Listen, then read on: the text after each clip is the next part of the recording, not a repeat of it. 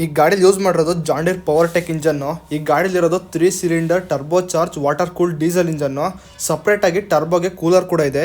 ಎಷ್ಟೋ ಜನ ಈ ಗಾಡಿ ಕೆಲಸ ನೋಡಿ ಈ ಗಾಡಿ ಲುಕ್ ನೋಡಿ ಫಿದಾ ಆಗಿರ್ತಾರೆ. ಈ ಗಾಡಿ ವ್ಯಾಲ್ಯೂ ಬಂದ್ಬಿಟ್ಟು ಅವತ್ತು 16 ಲಕ್ಷ.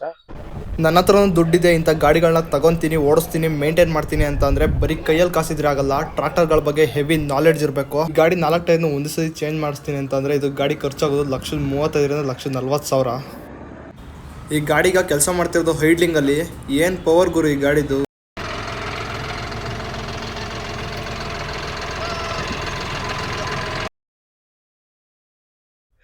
ಈಗಾಗಲೇ ಈ ಗಾಡಿ ಬಗ್ಗೆ ಪಾರ್ಟ್ 1 ವಿಡಿಯೋನ ಯೂಟ್ಯೂಬಲ್ಲಿ ಅಪ್ಲೋಡ್ ಮಾಡಿದ್ದೀವಿ. ಯಾರ್ಯಾರು ನೋಡಿಲ್ಲ ಅದನ್ನ ನೋಡ್ಕೊಂಡು ಬನ್ನಿ. ಇದು ಇವತ್ತು ಮಾಡ್ತಿರೋದು ಪಾರ್ಟ್ 2 ವಿಡಿಯೋ.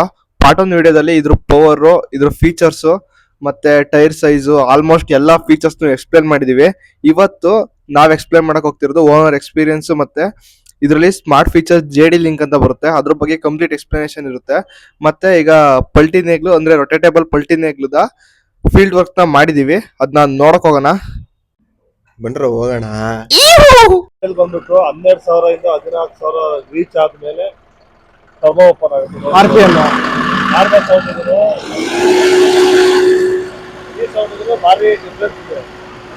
ಗಾಡಿ ತಗೊಂಡು ನಾನು ಈ ಗಾಡಿ ತಗೊಂಡು 1 ವರ್ಷದ ಮೇಲೆ ಇವತ್ತಿಗೆ ನಮಗೆ ಒಂದು 10 ದಿವಸ ಆಯ್ತು ಈ ಗಾಡಿ ತಗೊಂಡು. ಈ ಗಾಡಿನ ನಾವು ಮಾಡಿದ ಉದ್ದೇಶ ಏನು ಅಂತ ಅಂದ್ರೆ, ನಾವು ಯಾವ್ದೋ ಒಂದು ಗಾಡಿನ ಕೆಲ್ಸಕ್ಕೆ ಅಂತ ಇನ್ವೆಸ್ಟ್ ಮಾಡಿದಾಗ ಅವ್ರು ನಮ್ ಸಮಯಕ್ಕೆ ಬರ್ದಲೆ ನಾವು ಅವ್ರಿಗೋಸ್ಕರ ಒಂದು 10 ದಿಂದ 15 ದಿವಸಕ್ಕೆ ಆದ್ರೂ ಗಾಡಿ ಸಿಗ್ತಿಲ್ಲ. ನಮ್ದೇ ಹೆಚ್ಚು ಕಮ್ಮಿ ಒಂದು 50 ರಿಂದ 60 ಗಂಟೆಗಿನ್ನ ಜಾಸ್ತಿ ಕೆಲಸ ಕೊಡ್ತಿದ್ವಿ ಬೇರೆಯವ್ರಿಗೆ. ಅವ್ರ ಸಮಯ ಕೊಡ್ದಲೆ ಅವ್ರು ನಮಗ್ ಬರ್ದಲೆ ನಾವು ಈ ಗಾಡಿನ ತಗೋಬೇಕು ಅಂತ ಮಾಡಿ ತಗೊಂಡಿದ್ದು. ಅಂದ್ರೆ ಗಾಡಿನ ಚಾಲೆಂಜ್ ಅಲ್ಲಿ ತಗೊಂಡಿದ್ದು. ಚಾಲೆಂಜ್ 100% ಈ ಗಾಡಿನ ಚಾಲೆಂಜ್ ಅಲ್ಲಿ ತಗೊಂಡಿದ್ದು.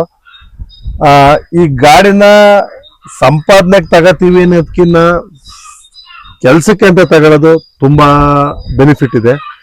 ಒಂದು ಬೇರೆ ಗಾಡಿನಲ್ಲಿ ಏರಿಯಾ ಕವರ್ ಮಾಡೋದಕ್ಕೂ ಈ ಗಾಡಿಲಿ ಏರಿಯಾ ಕವರ್ ಮಾಡೋದಕ್ಕೂ ಲಾಟ್ ಆಫ್ ಡಿಫ್ರೆನ್ಸ್ ಇದೆ. ಸಮಯ ಉಳಿಯುತ್ತೆ, ಆಮೇಲೆ ಅಸಾಧ್ಯವಾದ ಕೆಲಸನ ಸಾಧ್ಯ ಮಾಡಿ ಬರ್ಬೋದು. ಹೇಳ್ಬೇಕು ಅಂದ್ರೆ ಇದು 63 HP ಕೆಪಾಸಿಟಿ ಇದೆ. ಇದ್ರ ಕೆಲಸ ಏನಂತಂದ್ರೆ ಇದನ್ನ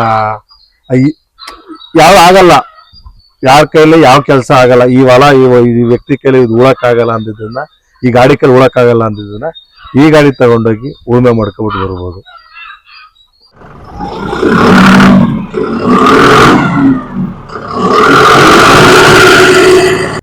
ಇದ್ರಲ್ಲಿ 2 ತರ ಎಕೋ ಮೋಡ್ ಒಂಥರ ಇದೆ, ಸ್ಟ್ಯಾಂಡರ್ಡ್ ಮೋಡ್ ಒಂಥರ ಇದೆ.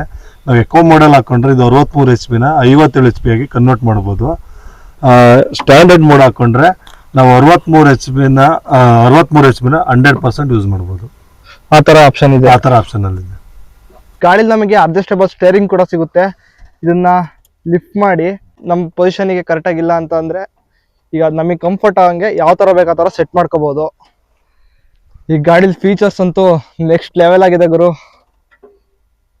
ಗಾಡಿ ತಗೊಂಡ ನಿಮ್ಗೆ ಖರ್ಚು ಎಷ್ಟಾಗಿತ್ತು ಗಾಡಿ ಪ್ರೈಸ್? ಈ ಗಾಡಿ ಪ್ರೈಸ್ ಬಂದ್ಬಿಟ್ಟು 16 ಲಕ್ಷ ಇತ್ತು ಅವತ್ತಿನ ರೇಟು.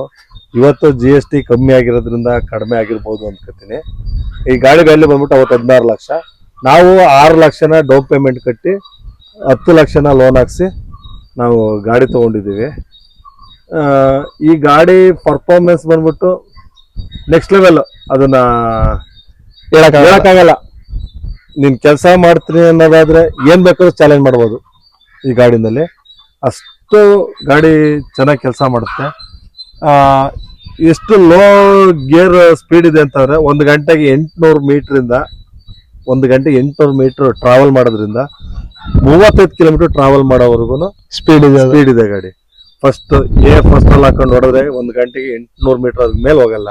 800 ಮೀಟರ್ ಅಂತ ಅಂದ್ರೆ ಈಗ ನಾವೇನಾದ್ರು ಈಗ ಜಾಸ್ತಿ ಪವರ್ ಬೇಕು ಮತ್ತೆ ಹೋಗೋದಕ್ಕಿಂತಲೂ ಸ್ಲೋ ಹೋಗುತ್ತೆ.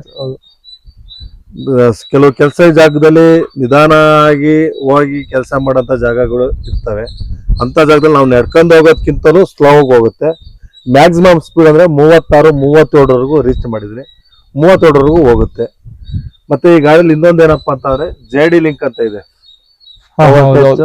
JD ಲಿಂಕ್ ಅಂತ ಇದೆ. ನಿಮ್ ಗಾಡಿ ಯಾವ ಜಾಗದಲ್ಲಾದ್ರೂ ನಿಂತಿರುತ್ತೆ, ಆ ಜಾಗದಲ್ಲಿ ಆ ಓನರ್ಗೆ ಮತ್ತೆ ಶೋರೂಮರ್ಗೆ ಈ ಗಾಡಿ ಯಾವ ಜಾಗದಲ್ಲಿ ನಿಂತಿದೆ, ಏನ್ ಫ್ಯೂಯಲ್ ಇದೆ, ಏನ್ RPM ಅಲ್ಲಿ ಕೆಲಸ ಮಾಡ್ತಾ ಇದೆ, ಯಾವ ಎಷ್ಟು RPM ಕೆಲಸ ಮಾಡ್ತಿದೆ, ಎಷ್ಟು ಪವರ್ ಅಲ್ಲಿ ಎಷ್ಟು ಪರ್ಸೆಂಟೇಜ್ ಪವರ್ ಈ ಗಾಡಿ ಮೂವ್ ಆಗ್ತಾ ಇದೆ, ಏನ್ ಸ್ಪೀಡಲ್ಲಿ ಮೂವ್ ಆಗ್ತಾ ಇದೆ, ಎನಿ ಒನ್ ಇನ್ಫಾರ್ಮೇಶನ್ ಇರುತ್ತೆ ಈ ಗಾಡಿಲಿ. ಅಂದ್ರೆ ಈಗ ಮೊಬೈಲ್ ಚೆಕ್ ಮಾಡ್ಬೋದು. ಮೊಬೈಲ್ ಚೆಕ್ ಮಾಡೋದು. ಸೇಮ್ JD ಲಿಂಕ್ ಅಂತ ಒಂದು ಆ್ಯಪ್ ಇದೆ, ಇವ್ರದ್ದೇ ಜಾಂಡೆ ಅವ್ರದ್ದು ಒಂದು ಆ್ಯಪ್ ಇದೆ. ಆ್ಯಪ್ನಲ್ಲಿ ನಮಗೆ ವಿತಿನ್ 24/7 ಯಾವಾಗ ಬೇಕಾದ್ರೂ ಅದು ಆನಲ್ಲಿರುತ್ತೆ. ಯಾವಾಗ ಬೇಕಾದ್ರೂ ಎಲ್ಲಿ, ಇವಾಗ ಡ್ರೈವರ್ ಏನೋ ಒಂದು ಸುಳ್ಳು ಹೇಳಿರ್ತಾನೆ ಗಾಡಿ ಎಲ್ಲೋ ಇದೆ ಅಂತ, ಅಲ್ಲಿದೆ ಇಲ್ಲಿದೆ ಅಂತ, ಎಷ್ಟು ಸಲ ಗಾಡಿ ಎಷ್ಟು ನಿಮಿಷದವರೆಗೂ ಆಫ್ ಮಾಡಿದ್ದೀರಾ, ಎಷ್ಟು ನಿಮಿಷದವರೆಗೂ ಗಾಡಿ ಲೋಡಲ್ಲಿ ಓಡಿದೆ, ಎಷ್ಟು ನಿಮಿಷದವರೆಗೂ ಗಾಡಿ ಐಡ್ಲಿಂಗ್ ಅಲ್ಲಿದೆ, ಎಷ್ಟು ನಿಮಿಷ ಟ್ರಾವೆಲ್ ಮಾಡಿದೆ ಗಾಡಿ, ಟ್ರಾನ್ಸ್ಪೋರ್ಟ್ ಎಷ್ಟು ನಿಮಿಷ ಟ್ರಾನ್ಸ್ಪೋರ್ಟ್ ಮಾಡಿದೆ, ಏನೇನು ಇನ್ಫಾರ್ಮೇಶನ್ ಇರುತ್ತೆ ಈ ಗಾಡಿನಲ್ಲಿ. ಈ ಗಾಡಿಲಿ ಬರೋ ಎಲೆಕ್ಟ್ರಾನಿಕ್ ಫೀಚರ್ಸ್ ಎಲ್ಲ ಯಾವ್ದೇ ಕಾರ್ಗೆ ಕಡಿಮೆ ಇಲ್ಲ ಅನ್ಸುತ್ತೆ. ಹೌದು, 100%. ಇದು ಫುಲ್ ಸೆನ್ಸರ್ ಗಾಡಿ ಇದು. ಸೆನ್ಸರ್ ಬಂದ್ಬಿಟ್ಟು ಎಲೆಕ್ಟ್ರಿಕಲ್, ಇದು ವಾಟರ್ ರೇಡಿಯೇಟರ್ ಇಂದ ಹಿಡಿದು, ಏರ್ ಫಿಲ್ಟರ್ ಇಂದ ಹಿಡಿದು, ಬ್ಯಾಟ್ರಿಯಿಂದ ಹಿಡಿದು, ಹೈಡ್ರಾಲಿಕ್ ಗೇರ್ ಬಾಕ್ಸ್ ಇಂದ ಹಿಡಿದು, ಬ್ರೇಕ್ ಇಂದ ಹಿಡಿದು, ಆಕ್ಸಿಲೇಟರ್, ಕೇಬಲ್ ಇಲ್ಲ, ಫುಲ್ ಎಲ್ಲ ಸೆನ್ಸರ್, ಎಲ್ಲ ಎಲೆಕ್ಟ್ರಿಕಲ್. ಈ ಆಕ್ಸಿಲೇಟರ್ ಅದನ್ನೇ, ಈ ಆಕ್ಸಿಲೇಟರ್ನು ಅದನ್ನೇ, ಎಲ್ಲ ಸೆನ್ಸರ್, ಕೇಬಲ್ ಕಲೆಕ್ಷನ್ ಇಲ್ಲ. ಅಷ್ಟು ಸ್ಮಾರ್ಟ್ ಆಗಿದೆ. ಒಟ್ಟು ಸೆನ್ಸರ್ ಇದೆ. ಆದಷ್ಟು ಗಾಡಿನ ವಾಶ್ ಮಾಡ್ಬೇಕಾದ್ರೆ ಅಲ್ಲಿ ಇನ್ನೊಂದು ಅದನ್ನ ಜಾಸ್ತಿ ಕೆಸರು ಜಾಗಕ್ಕೆ ಇಳಿಸ್ಬೇಕಾದ್ರೆ ಆಗ್ಲಿ, ಆದಷ್ಟು ನೋಡ್ಕೊಂಡು ಹುಷಾರಾಗಿ ಸೆನ್ಸರ್ ಲೆವೆಲ್ಗೆ ನೀರು ರೀಚ್ ಆಗ್ದಂಗೆ ಆದಷ್ಟು ಮೇಂಟೈನ್ ಮಾಡ್ಕೊಳ್ಳೋದು ಸೂಕ್ತ, ಸೇಫ್ಟಿ.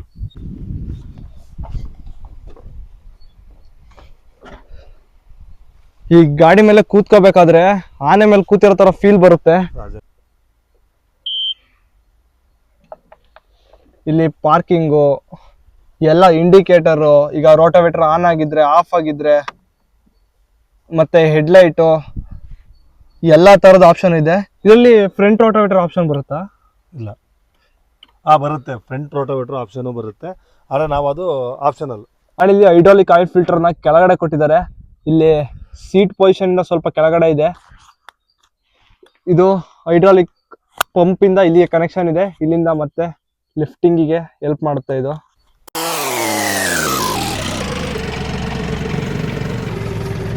ಮಾಮೂಲಿ ಎಲ್ಲಾ ಗಾಡಿಗೂ ಯಾವ ತರ ಇರುತ್ತೆ ಸೇಮ್ PTO. ಒಂದು ಆಪ್ಷನ್ ಅಲ್ಲಿ ಏನಿರುತ್ತೆ 540 ಆಪ್ಷನ್ ಅಲ್ಲಿ ಇರುತ್ತೆ, ಇನ್ನೊಂದು ಎಕ್ಸ್ಟ್ರಾ 540E ಅಂತ ಇರುತ್ತೆ. ಎಕ್ಸ್ಟ್ರಾ ಅಂತ ಅಂದ್ರೆ ಅದು 1000 RPM ವರೆಗೂ ರೀಚ್ ಆಗುತ್ತೆ. ಸೇಮ್ PTO ಎಲ್ಲಾ ಗಾಡಿಲೂ ಯಾವ ತರ ಇದೆ ಅದೇ PTO ಬರುತ್ತೆ. ಹೌದೌದು, ಈ ಗಾಡಿ ಸಿಗೋದು ನಮಗೆ ಹೆವಿ ಇದೆ. PTO ಬಂದ್ಬಿಟ್ಟು ಜಾಸ್ತಿ ಲೋಡ್ ಇದ್ರೂ ಕೆಲಸ ಮಾಡೋ ಕೆಪಾಸಿಟಿ ಈಗ PTOಗೆ ಈ ಗಾಡಿಗೂ ಇದೆ. ಅಂದ್ರೆ ಈಗ 63 HP ಗಾಡಿ ಅಂತ ಅಂದ್ರೆ PTOಗೂ 57 HP ಕಾಂಟ್ರಿಬ್ಯೂಟ್ ಮಾಡುತ್ತೆ. 100% ಮಾಡುತ್ತೆ. ಹೌದೌದು. ಮತ್ತೆ ಈ ಗಾಡಿ ನಮಗೆ ಡ್ಯುಯಲ್ ಸ್ಪೀಡ್ PTO ಸಿಗುತ್ತೆ, ಅದು 540 ಮತ್ತೆ 540E ಅಂತ.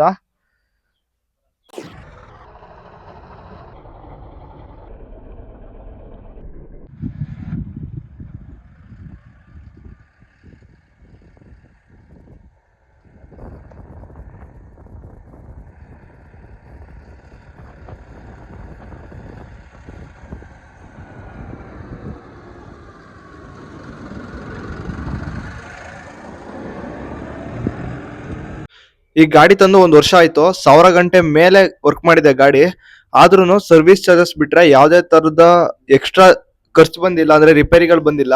ಇಂಥ ಗಾಡಿಗಳು ಯಾವ್ದೇ ಕಾರಣಕ್ಕೂ ಬೇಗ ರಿಪೇರಿಗೆ ಬರಲ್ಲ. ಜಾಂಡೀರ್ ಗಾಡಿಗಳು ಯಾವುದೇ ಆಗ್ಲಿ ಬಿಲ್ಡ್ ಕ್ವಾಲಿಟಿ ಸಖತ್ತಾಗಿರುತ್ತೆ. ಅದಕ್ಕೆ ತಕ್ಕನಾಗ ಏನಾದ್ರು ರಿಪೇರಿಗೆ ಬಂತು ಅಂತ ಅಂದ್ರೆ ಸಖತ್ ಖರ್ಚಾಗುತ್ತೆ, ಪಾರ್ಟ್ಸ್ ಸಖತ್ ಕಾಸ್ಟ್ಲಿ ಇರುತ್ತೆ.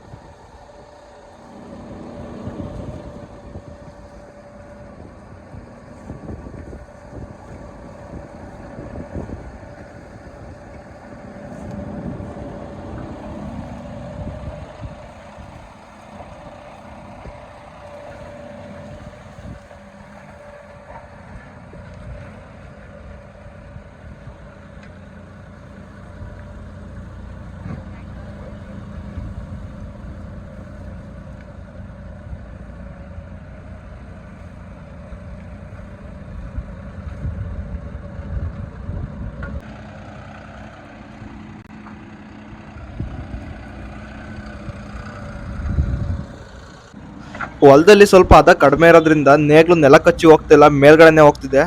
ಧೂಳು ಎದಳ್ತಿದೆ, ಯಾಕೆಂದ್ರೆ ಸ್ವಲ್ಪ ಒಣಗಿದೆ ನೆಲ, ಅಂದ್ರೆ ಡ್ರೈ ಆಗಿದೆ.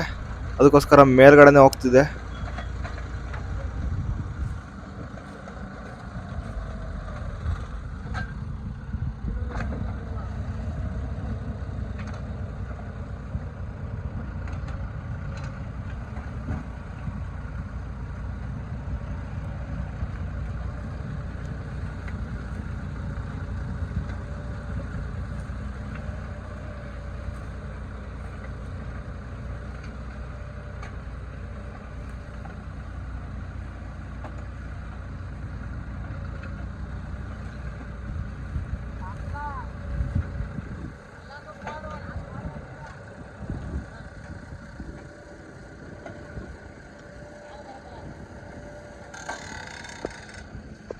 ಇದು ವರ್ಕ್ ಮಾಡ್ತಿರೋದು ಈಗ ಐಡ್ಲಿಂಗ್ ಅಲ್ಲಿ.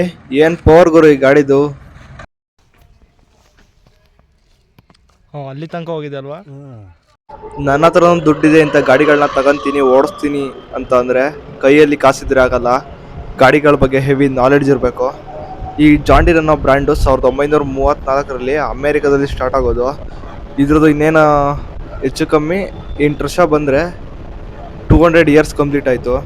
ಅದಕ್ಕೋಸ್ಕರ ಇವರು ಟ್ರ್ಯಾಕ್ಟರ್ ಫೀಲ್ಡಲ್ಲಿ ಸಿಕ್ಕಾಪಟ್ಟೆ ಮುಂದುವರೆದಿದ್ದಾರೆ. ಟೆಕ್ನಾಲಜಿ ಸಖತ್ತಾಗಿದೆ, ಪವರ್ ಸಖತ್ತಾಗಿದೆ, ಬಿಲ್ಡ್ ಕ್ವಾಲಿಟಿ ಸಖತ್ತಾಗಿದೆ, ಮತ್ತು ಬ್ರ್ಯಾಂಡಿಗೆ ಬೆಲೆ ಜಾಸ್ತಿ.